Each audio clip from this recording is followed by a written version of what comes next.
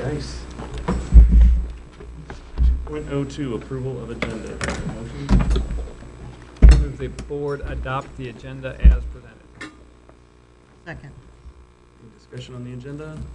Seeing none, roll call please. AJ, Yes. Scott, Yes. David, Yes. Angie, Yes. Nick, Yes. Andy, Yes. motion carries.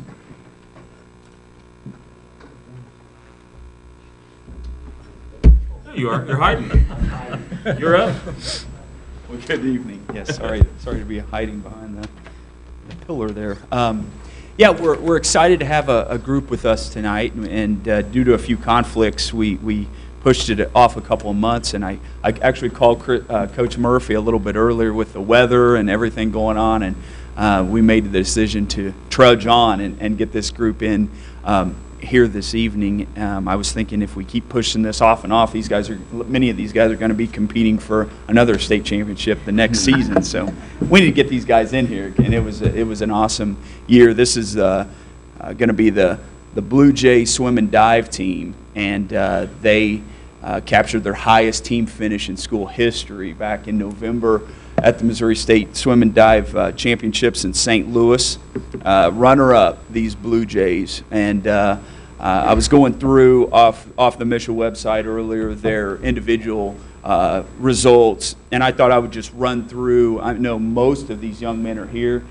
They took instruction from Coach Murphy to bring some of their bling with them tonight. Very, very nice. And maybe when I'll read your names maybe multiple times with some of these events, but when I read your name, if you just stand and give everyone a wave. These are medalists at the state meet.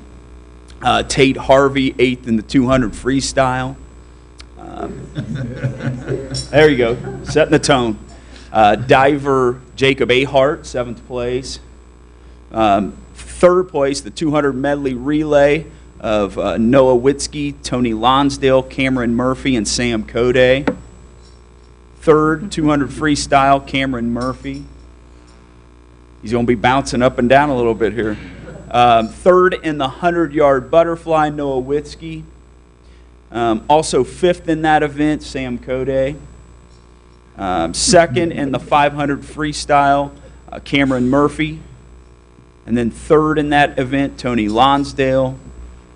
4th in the 100-yard breaststroke, Tony Lonsdale. And 3rd in the 400 freestyle relay would be Mr. Code, Mr. Murphy, Mr. Harvey, and Mr. Witzke. Let's give these guys a big round of applause.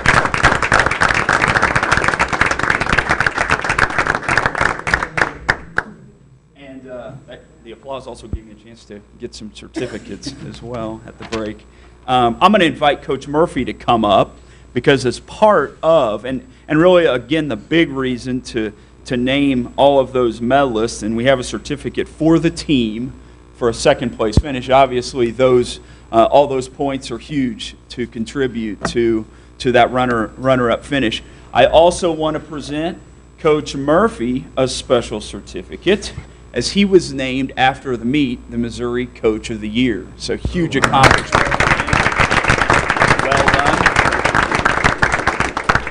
And last but not least, we had him here a year ago, and that would be a state champion, and that is Mr. Noah Witzke, now a senior, finishing a fantastic career, winning the state championship in the 100-meter backstroke. He has just been a phenomenal athlete to help lead the Blue Jays, and he is here with us tonight, and we're going to present him with a special certificate as well. So Noah, if you would come on up, let's give actually Mr. Rockman. As is our tradition with state champions, we'd like to give you a standing ovation.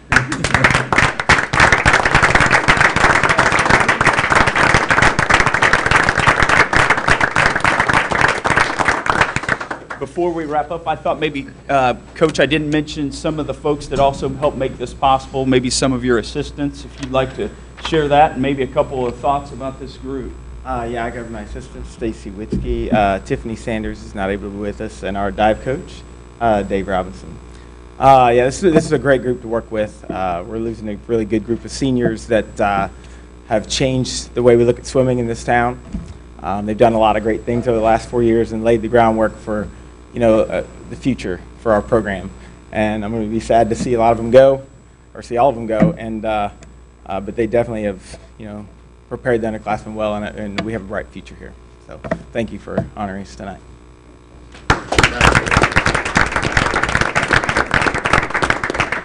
So with that, that's honoring excellence here this evening. Thank you. And we'll take a break here in a moment so that we can each come and meet our honorees this evening. But before we do, I just want to mention that the next segment when we come back will be public comment. Anyone who wants to address the board tonight, there's blue cards on the table right outside that door. And if you want to complete one and give one to Dr. Tucker or myself or another board member, then we will invite you to the podium when we come back, and we will reconvene at 7:20.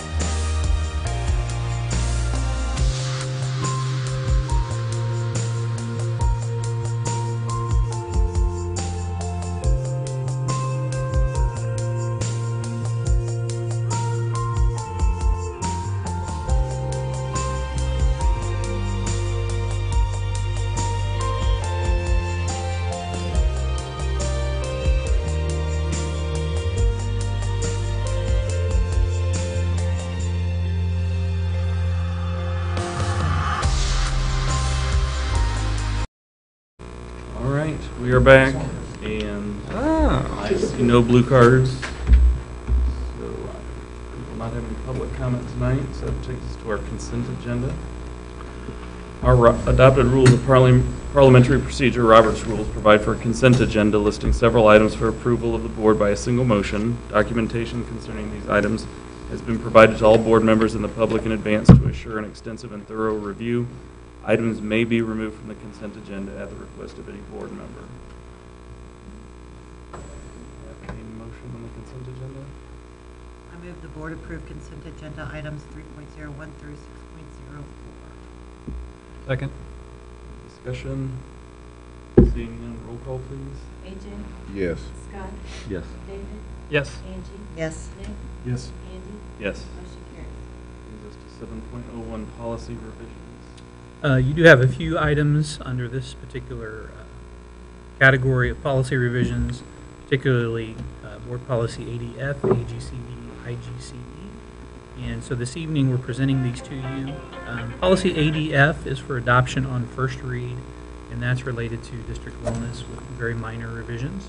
So we have that for you teed up for your consideration. In addition to that, policies IGCD and IGCE for adoption on second read. As is customary, we'll share these with you and then have a 30-day window for feedback, consideration, changes, vetting with legal counsel, consideration from cabinet in each of our departments. So we present those to you for your consideration this evening. I move the board adopt policies ADF, IGCD, and IGCE. Second. Discussion on the motion? Seeing none, roll call, please. AJ? Yes. Scott? Yes. David? Yes. Angie? Yes. Nick? Yes. Andy? Yes. Motion carries. 7.02, administrative procedures. The subsequent item is related to policy and procedural revisions. This one is just shared with you this evening for information, and that's related to GDJ-AP, support staff time schedules. Had to look at that a couple times, but again, just sharing that to you this evening for your information. Questions for administration on that? We'll move right along to unfinished business. The only item under unfinished business this evening is a follow-up from our January study session.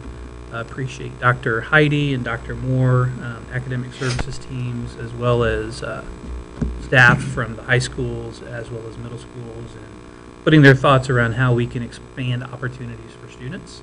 At our study session in January, we shared some recommendations that we were considering in scenarios in and around expanding middle-level sports.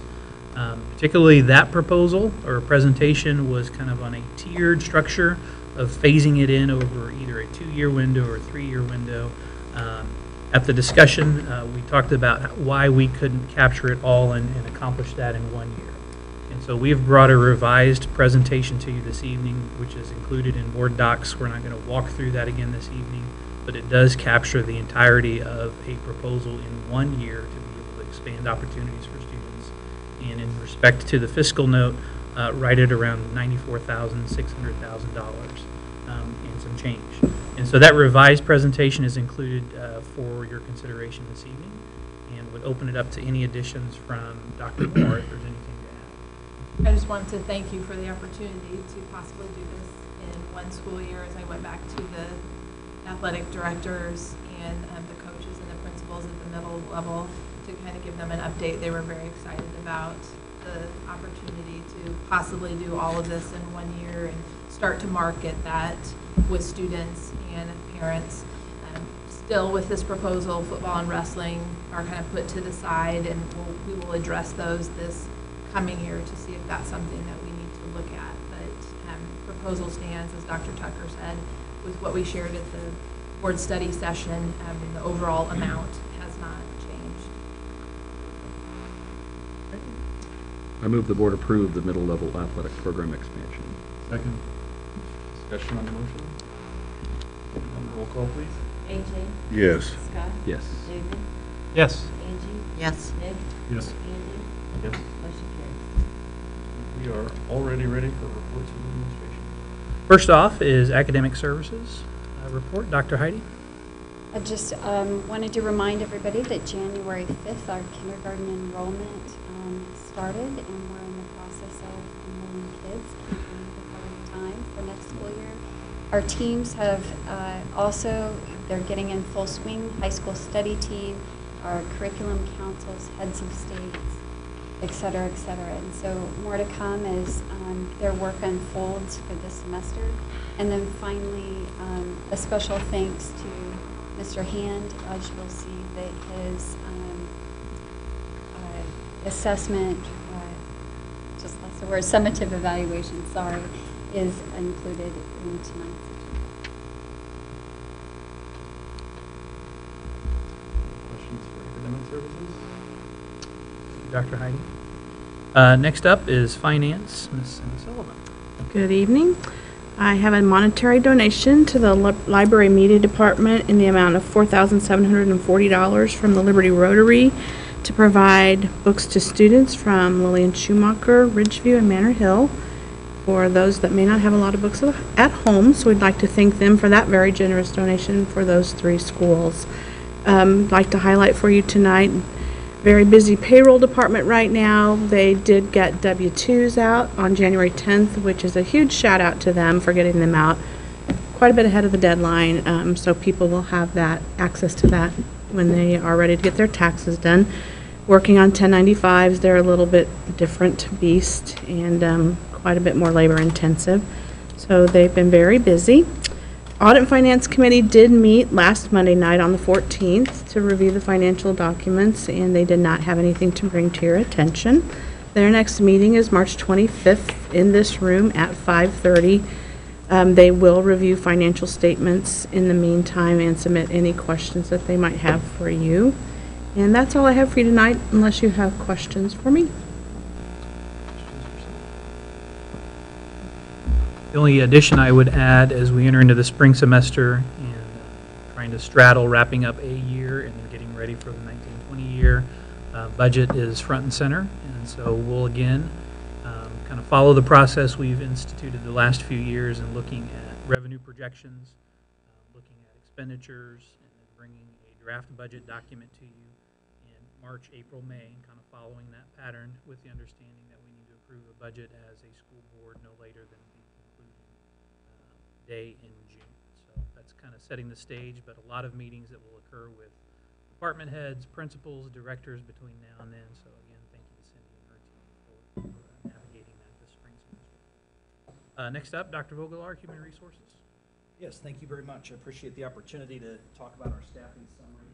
I will say that I pulled only about 5 or 6 slides out of the presentation that was uploaded. We have lots of staffing information there on both the certificated and classified side of the equation. But we are launching our hiring season, what's our typical hiring season in the profession. So I want to highlight just a few pieces of data that's affecting our recruiting strategy for the coming year. This is a look at our applications from last year. It's a 16-year trend, basically going back to about the time that I started with Liberty Public Schools. And you see that we had kind of an uptick in our applications that coincides with when the economy took a downturn.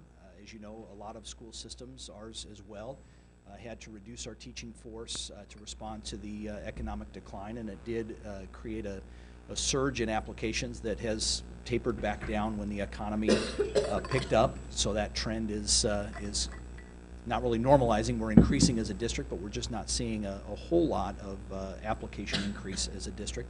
There's a reason for this. If you look at our hiring trend compared to kind of a national hiring trend, this piece of information here, again, tracks that window of time when I started with Liberty Public Schools.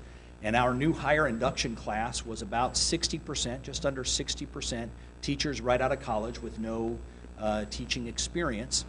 And over time, that 60% has gone down. This particular hiring class that's in the classroom right now in the 2018-19 school year was only about 30% right out of college with no experience.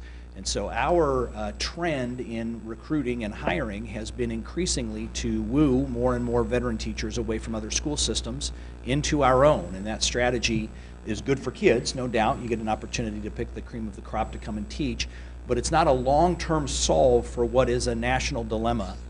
This piece of information talks about a national trend in kids graduating high school and choosing education as a profession.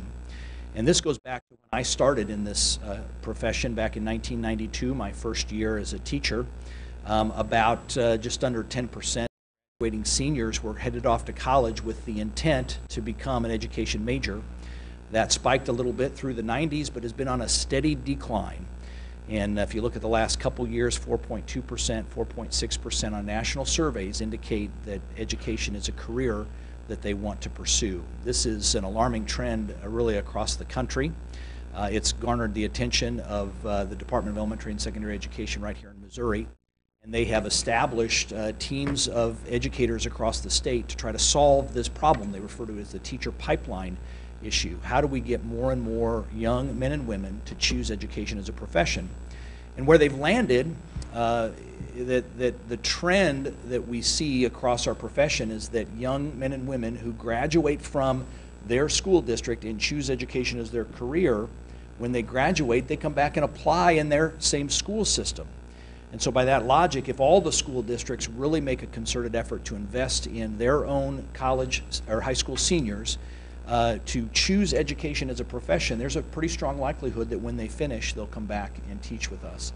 And as you know, we're engaging in a loan forgiveness program to try to incentivize students of color to choose education. That's an underrepresented group in our profession across the board.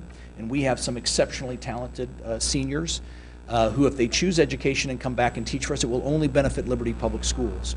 Well, that really goes beyond just any one segment of our population. We would like every senior, every junior, sophomore, freshman that thinks they want to pursue education as a profession to have the fuel, the flame fanned, so to speak, by our teachers who invest in them and give them a vision for this profession, because it does pay off.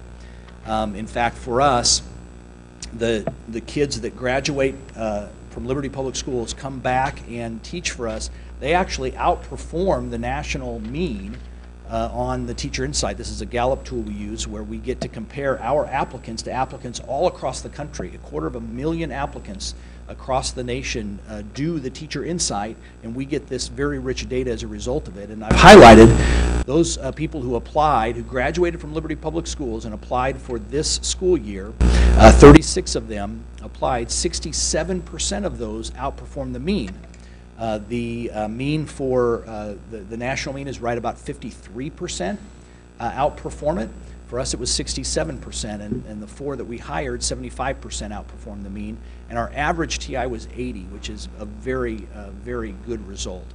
And that's not just a trend for this year, that's our 2018 data, but if you look at it across time, this goes back to 2010-11 when we first started to use the Teacher Insight tool, you see that pretty consistently year after year, our kids that graduate from Liberty Public Schools, choose education as a profession and come back and teach for us, outperform the national mean on this Gallup Teacher Insight.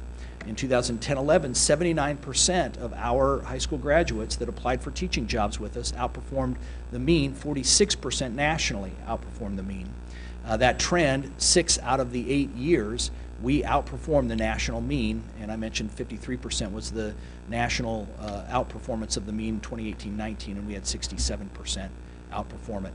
So an investment in our high school seniors to choose our profession for their careers will only pay positive dividends for our school system. It's a solve for the teacher pipeline, and it's a solve for high quality teacher demand. Our kids come back to us really being high quality applicants in our applicant pool. It's something to be proud of. Obviously, you know, for every high school graduate that comes back and teaches above the mean, there's going to be one below the mean, and we are blessed that most of our kids that come back outperform that national mean. I want to go a little bit beyond the statistics, though, to talk specifically about our population of kids. So this was a survey that Julie Moore spearheaded for us with our seniors. This is in cooperation with the Kauffman Center and Teach KC, just to kind of size up where are our kids in this spectrum of career choices. And these are current 10th through 12th graders who indicated that they were either definitely interested, seriously considering, or somewhat interested in a profession in education. So all total, Liberty North had 22.2% of the kids that responded to the survey indicated education as a career of interest, 18.7 at Liberty High School. The definitely interested, these are people who have made up their mind that they want to be in education, as a low percentage, but there's an opportunity to see that skyrocket. So we're very excited about the Grow Your Own initiative, not only with the current loan forgiveness program that we're looking at, but a Grow Your Own initiative with all of our kids. We're tracking that with this data, ways to cultivate an interest, to spark an interest in our profession, to bring more and more of these young people into the profession and then back home to Liberty Public Schools. With that, I want to put a name and a face to one of those Grow Your Own teachers before we even had a name for it, and that's Amy Hartgrove. She's truly a Liberty Public Schools kiddo. She started in kindergarten here and went all the way through, graduated from Liberty High School. I had the privilege of having her in 6th and 7th grade when I was a middle school principal, and she's now in Warren Hills with her principal there, Michelle Swirsky, who also was, I believe, your teacher in 3rd grade at Donovan Elementary School. Amy has had a phenomenal year of all of our new hires that we've seen this year. They've all done a very good job. She has just been exceptional. So I've asked her to come. And you have to understand, anytime you ask a teacher to come to a board meeting, you really are making a big ask, and then I'm asking it also on a night when there's freezing rain outside. So I do appreciate Amy coming and talking with you for a few moments about what it's been like to be a Liberty Public Schools student and then now a teacher in her favorite school system. So Amy? All right. Hello. As Dr. Vogler introduced me, my name is Amy Hartgrove, and I am a current 4th grade teacher at Warren Hills Elementary. But before I was a Warren Hills Wildcat, I was an Alexander Donovan Dolphin, a Liberty Oaks Lion, a South Valley Knight, and a Liberty High School Blue Jay. I graduated from Liberty High School in 2014 with the A+ program, and I also did the EIP program, which drove me to teaching. I obtained my associate's degree from Maple Woods Community College, and then I went to get my Bachelor's of Science in Elementary Education from Northwest Missouri State University in April of 2018 and graduated debt-free. I am currently continuing my education, working towards getting my master's degree in curriculum and instruction. I'm currently proud of my alma mater, and to be able to teach in the same district that educated me is truly a blessing. When Dr. Vogler contacted me to give my testimony at this meeting today, I was deeply honored. In preparing for this testimony, I began reminiscing on all of the wonderful memories and awesome educators along the way who helped me, guide me, and mold me into the teacher and person I am today. I collected some photographs of just a few of hundreds of moments in my education career in the Liberty Public School District, and I'd like to share those with you now. There I am currently with my first class. There I am in 3rd grade, and if you look at that teacher, she might look a little familiar to you. That's Michelle Swirsky. There I am in kindergarten, already excited to become a teacher at Alexander Donovan. There I am to the left in 4th grade, and to the right is my kindergarten and 2nd grade teacher, Mrs. Peters. She is the reason I became a teacher. There I am with some musicals and track and field, and there was my principal. Wait a second. There I am with my wonderful 4th grade team, my teacher, Mrs. Kraft from Ridgeview, that I student taught with. When I graduated college and began searching for a job, I applied to several school districts across the metro area. I also taught at a lot with Northwest, but Liberty just stuck with me. My mind logically knew that I was going to have to accept a job that was offered to me, even if it might not be the district where my heart remained. Liberty Public Schools had given me so much. My hope and desire was to be able to give back to the district that grew me. When I was offered a position in Liberty Public Schools to be an elementary teacher, my hopes and dreams had come true. And I believe I said that in the phone call with you. And now, as I am just over halfway through my first year teaching, it feels like home. As I'm standing in front of my class, I can't help but to reflect upon all of the Liberty Public School teachers I had as a student. I find myself using strategies and techniques in my daily teaching that were so very helpful to me when I was young. So in closing, I know this was supposed to be my testimony, but I'd like to take this opportunity to publicly say thank you. Thank you to all the Liberty Public Schools for the very best education, and now for allowing me to begin my career with you. Thank you. Any questions? I didn't really prepare her for a cross-examination, but I'm sure there's some very Sure. friendly questions that they have for you. So. You're making people cry over there. I know, I'm like, wow. I have one question. Amy. Sure. When did you decide in your journey as a student here that education is a career you wanted? 2nd grade. Really, that Yeah, early? really. Yeah. Just had the picture. I did. I had the picture. You want me to go back? There's No. a difference between dreaming and like, this is, I'm doing Yeah, this, I would so. say too, just getting exposure early. So that EIP program that I did at Liberty High School just really opened my eyes, and that was just this is what I'm going to do, so I'm going to go for it. So thank you guys so much. Appreciate it. You. Thank you. That's it for my report. Obviously, there's a lot of stuff uploaded, so if you have any questions, I'll be glad to answer any of those questions. Anything for Dr. Vogelaar? And thank you for being here. We're glad that you've chosen Liberty Public Schools as not only to continue your profession, but to instill that same desire within young people that you see in your classroom. So we might come full circle someday. You never know. Thanks, Dr. Vogelaar. Last up then is Mr. Anderson with Operations. Thank you.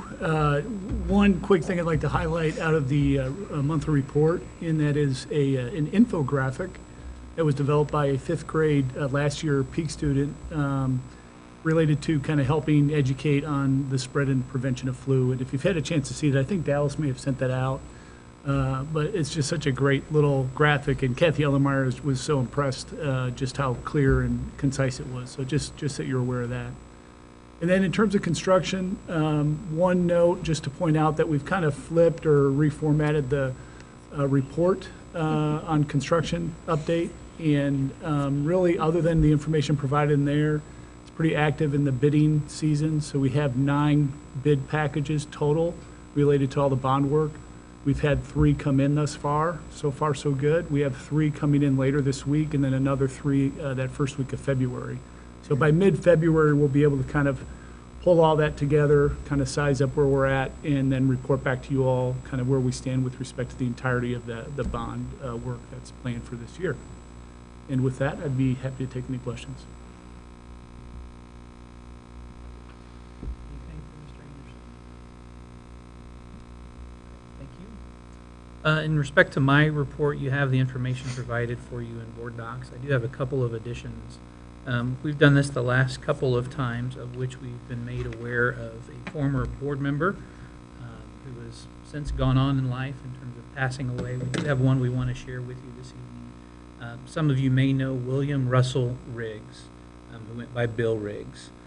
William Russell Riggs, 95 Liberty, Missouri, died January 5th, 2019.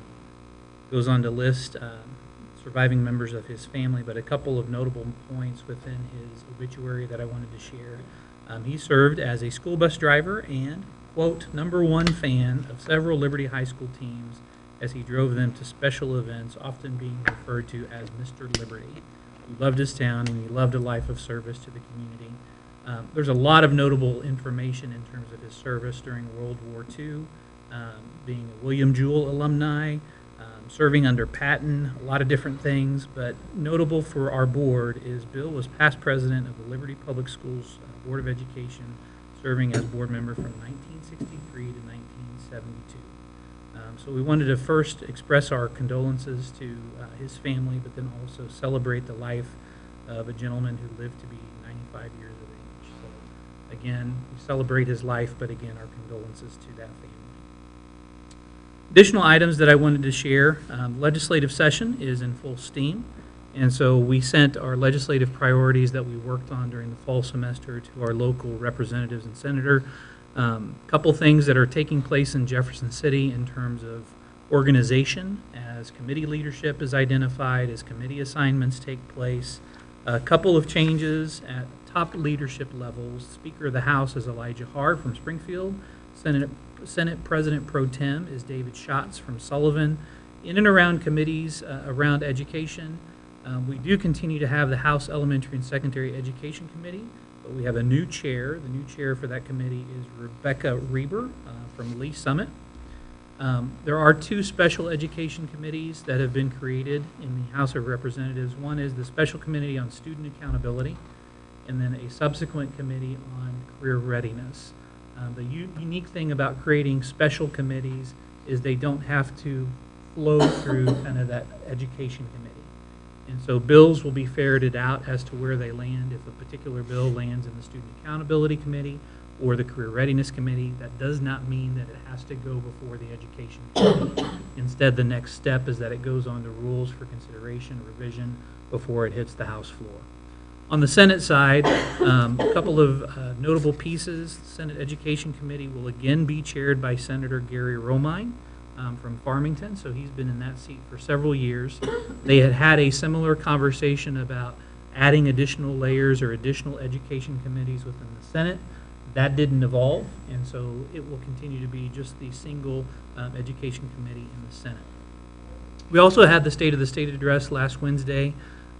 No surprise, the governor touted two key priorities, that being workforce development and infrastructure, of which he's been messaging on point ever since he was instilled in that office earlier last year.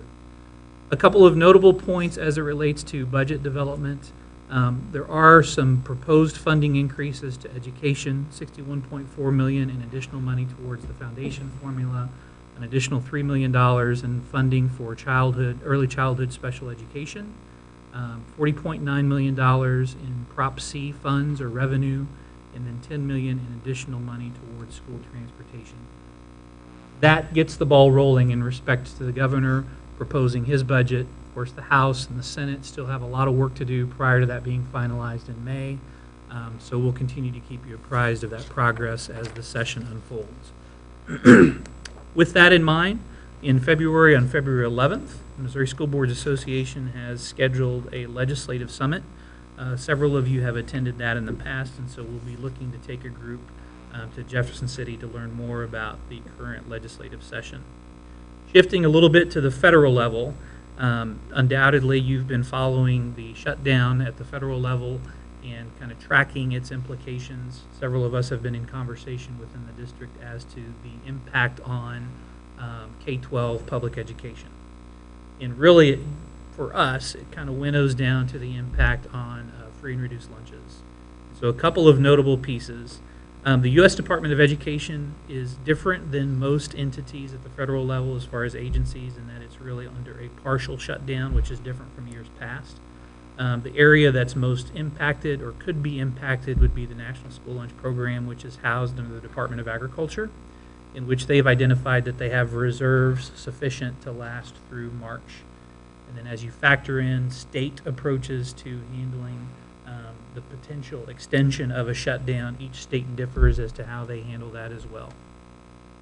In the event that the shutdown is prolonged and reserves at the federal level or even the state level are exhausted, then school districts locally would have to lean on the reserves that they have built up. And so consequently, when people ask, why does a school district have a reserve or a rainy day fund, it's for these types of emergency situations. So our hope, as we talk to others across the country, is that it will not be prolonged and that some resolution will occur sooner than later, but we'll continue to keep you informed of that.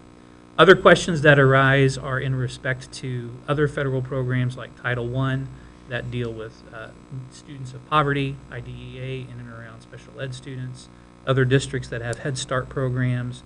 Those currently are not impacted. A couple of other notable pieces, the SNAP program, or Supplemental Nutritional Assistance Program, payments are slotted to continue through February. And so that really revolves around families that rely on food stamps. And so as a couple of us were talking, in the event that those funds are exhausted, communities and school districts alike would have to come to the table collectively and try to decide solutions around trying to meet those families' needs of providing food on a regular basis. From the school district standpoint, it's the National School Lunch Program, but then you also have the implication of SNAP revenues not being available to meet families' needs. A subsequent piece that doesn't necessarily impact our district, but just so that you are aware, is Impact Aid. Impact Aid is funds that are received by the federal government in and around properties that do not pay property taxes. And so in some districts that perhaps have a military installation or have an Indian reservation or Indian lands within their community, they receive subsequent revenue through Impact Aid that Does not apply here, but just for your awareness. The last piece that I wanted to share around this is that we will continue to monitor this as it progresses. And then we do have several in our school district that are employed by the federal government that are impacted by the shutdown. And so as we look across other districts and we have these conversations in Liberty Public Schools, how can we come alongside them and support them?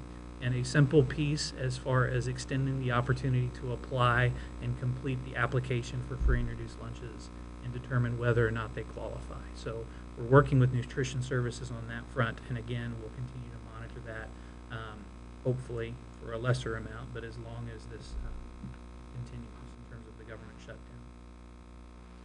A couple final things. We are in the process of vetting consulting services tied to an RFQ that was let out for strategic planning. And so we had some interviews last week. We're in the process of finalizing that. We intend to bring that to you at our February study session with an update to our conceptual model. We had put a tentative placeholder as a first possible meeting on January 29th. We're going to likely have to push that out as we consult with this individual and determine their availability, but that is progressing in and around of trying to roll out or kickstart that strategic planning process. Last two things I'll share. KC Tech Academy is already looking to next year and what enrollment might look like in that particular program. They've formalized themselves with a governing board of business partners and education leaders, but then are also starting to look regional as to what regional centers and extensions of KC Tech Academy might look like. So procuring property, looking at a new location, but then at the same time looking to what next year's enrollment projections need to look like in terms of expanding that program. And then you'll notice this evening that we are short one board member. Kim Marie Graham left, I believe it was yesterday, for Puerto Rico, and that she's part of the Life Touch Memory Mission. And so she is there with other educators, a couple of other school board members, administrators, working in a particular school. And so we look forward to hearing her report as she returns. If you're available on Thursday at 1 o'clock, she will be, along with another school board member from another district, on Facebook Live, participating in an interaction with some of our students, but then also for the public. So we look forward to hearing from her experiences in Puerto Rico. With that said, would certainly entertain any questions that you all may have with me this evening.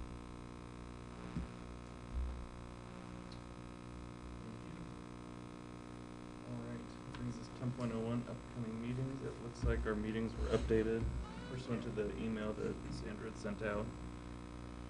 So the big changes to note are February's normal, but then March we're doing a study session on the 5th and regular board meeting on the 12th. Skipping an April study session since we'll be at the NSBA conference, and then we moved our business meeting up to the 9th. So we don't have quite the gap in between the March and April meetings that we would have had otherwise. So I appreciate you getting all that straightened out for us. And any other thoughts on the meetings? What's that? Oh yes, with community partners next Wednesday morning. And we're hosting. We are hosting. Any board remarks? Hearing none, we have a motion to adjourn.